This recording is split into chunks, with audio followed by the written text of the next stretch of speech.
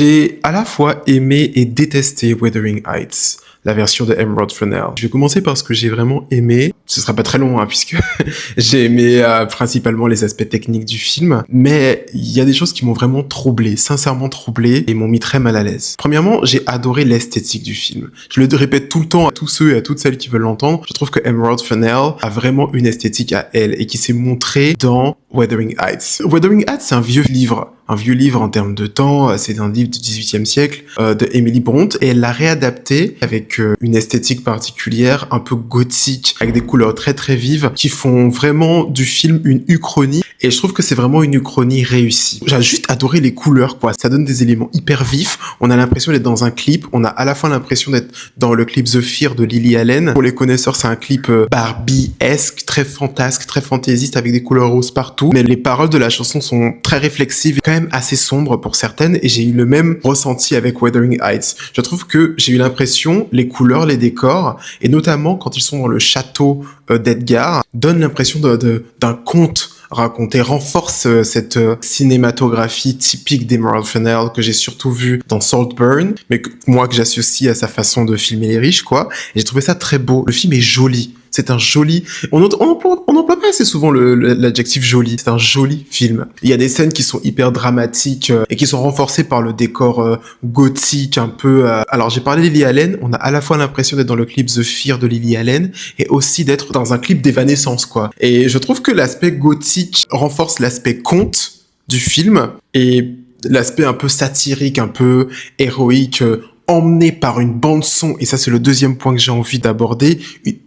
J'ai adoré la bande son et je la saigne depuis des jours, depuis que j'ai vu le film, notamment Wall of Sound, la chanson de Charlie XCX. Je trouve que ça faisait un mélange d'orgue, de musique un peu de cérémonial, à la fois d'oraison funéraire, mais aussi à la fois de cérémonial de mariage, et notamment ça a été bien vu selon moi dans la scène où Margot Robbie prend sa robe de mariée pour aller dans le château d'Edgar. On a ce long moment où elle marche avec la fumée qui traverse un peu tout son corps et son visage pour montrer en fait qu'elle va faire quelque chose, elle va trahir l'amour qu'elle a pour Heathcliff pour aller rejoindre Edgar pour pouvoir se sentir en sécurité et sortir de la pauvreté.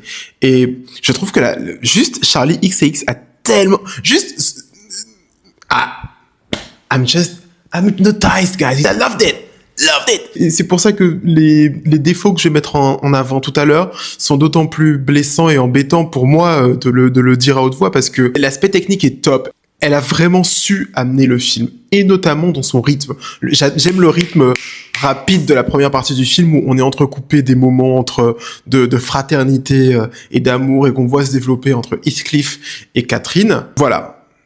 C'était les compliments. Let's get to business now. Il est difficile de parler de Wuthering Heights sans parler de la polémique qui entoure le personnage d'Heathcliff et le choix de Jacob Elordi pour pouvoir l'interpréter. C'est compliqué parce que pendant tout le film, on est obligé de questionner le choix de la réalisatrice. Pourquoi avoir choisi Jacob Elordi pour incarner un personnage dont la couleur de peau est une intrigue principale du livre initial? Et je vais faire un disclaimer. Je suis pour la liberté artistique et créatrice. Dans le sens où je pense que toute tentative de réadaptation d'une œuvre doit être saluée, parce que moi, ça me donne envie de connaître l'artiste, le réalisateur, le scénariste, la personne qui a envie de mettre quelque chose derrière. Pour autant, si cette réadaptation est faite, tout le monde a le droit de pouvoir la critiquer et de dire ce qui gêne.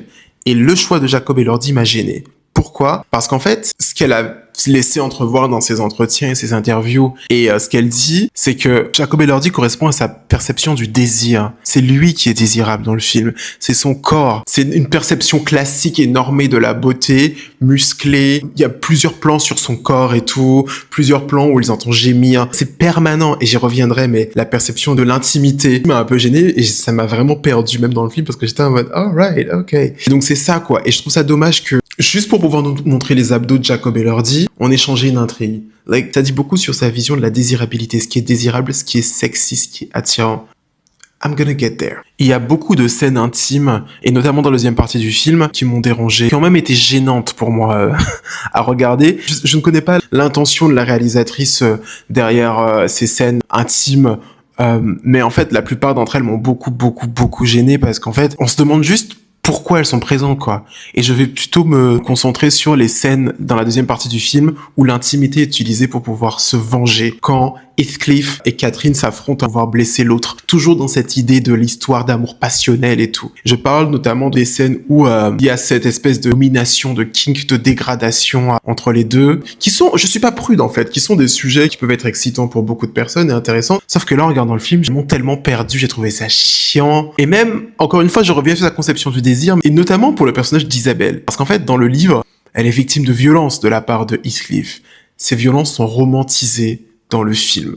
Dans le sens où, genre, on nous fait comprendre que la dégradation, l'humiliation dans l'intimité, qui sont des kinks encore que je respecte puisque ça reste des kinks, quoi. Et donc, du coup, aucun jugement de ma part. Juste, comme disent les Américains, it falls flat dans le film. It doesn't make any sense. Je pense tout le monde dans le cinéma a complètement cringe en regardant ça parce qu'on était en mode, why are you showing this? Et donc, du coup, ce qui m'a fait réfléchir globalement à la réflexion autour de la représentation de la folie passionnelle au cinéma. J'ai plus envie de voir ça, quoi.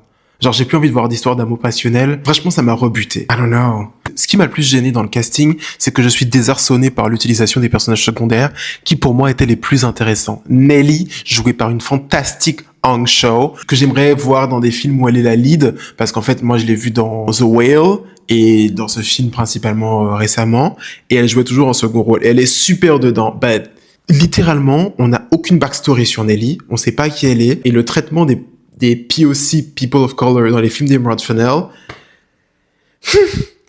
c'est pas surprenant quand on voit que l'un des seuls ou le seul personnage vraiment intéressant dans l'histoire dans Saltburn, qui était un People of Color, était là pendant 30 minutes, on avait pas peu d'éléments là-dessus, donc je pense que ça dit aussi long sur le... Enfin, en tout cas, ça fait réfléchir, on est en mode, ok. Et vraiment, quoi, il y a pas de backstory. Isabelle, que j'ai trouvé tellement drôle, est réduite, en fait, au début du film, sa féminité, son amour pour les rubans, son attirance pour Heathcliff, elle est réduite à juste un objet de désir et de vengeance qu'il utilise. Elle est réduite à juste quelqu'un qui est complètement folle d'Heathcliff au point d'accepter toutes ses violences, quoi. Genre, on se croirait vraiment dans le film sur les... Ah, je me souviens pas du film, mais il y a un film de Pedro Almodovar sur les kinks de dégradation et d'humiliation. Et j'étais en mode, what am I watching here? Et donc j'ai trouvé ça décevant, quoi, parce que c'était vraiment des personnages intéressants. Et également, j'ai quelque chose à dire sur le jeu d'acteur de Jacob Elordi. Monotonie. Surtout était monotone. Il joue Heathcliff comme ça. À part, et ça je lui donne ses fleurs pour ça, à la fin du film, la scène finale m'a vraiment touché parce que juste son effondrement devant la mort de Catherine m'a complètement bouleversé. Mais moi, mon choix idéal, si jamais je devais refaire mon propre Wuthering Heights, pour Catherine, j'aurais choisi une de mes actrices préférées, Saoirse Ronan. Et pour jouer Heathcliff, j'aurais fait la dystopie à fond. Et vu que c'était une personne dont l'ethnicité était un peu ambiguë dans le livre, j'aurais choisi pour le jouer Damson Chris. Because why not? Ok. Voilà, c'était mon avis sur Wuthering Heights. Je vais encore écouter la bande son à fond, mais j'avais plus l'impression, au final, pour conclure, de regarder un clip. Les grandes scènes de Catherine, qui est très dramatique. J'ai adoré ces scènes, mais j'avais vraiment l'impression de voir un clip. J'ai eu un peu la même impression quand j'ai vu Queen and Slim de Mélanie Matsoukas, avec Daniel Kaluuya et Jodie Foster-Smith. 2h13 pour ça, je trouve ça un peu dommage. Et un peu surfait, un peu prétentieux et un peu bâclé. Voilà. J'ai adoré la musique et les décors. Bye.